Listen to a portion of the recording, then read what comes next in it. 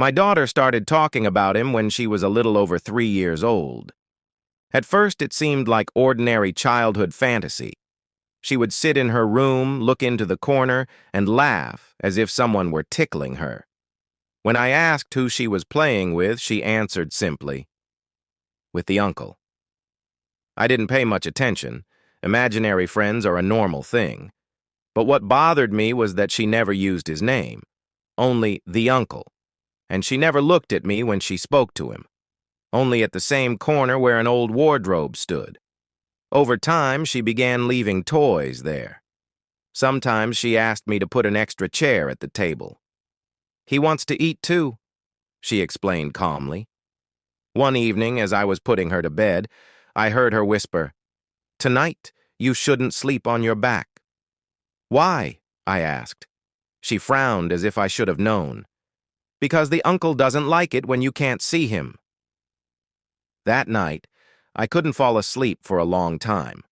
A few days later, my daughter started saying things she couldn't possibly have known.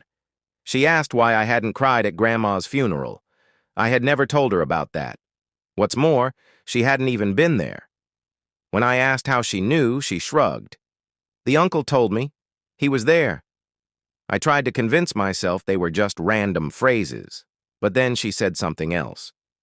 "He remembers you when you were little. He says you were afraid of the dark more than I am." That was true, and I had never told her that. I removed the wardrobe from the corner, rearranged the furniture.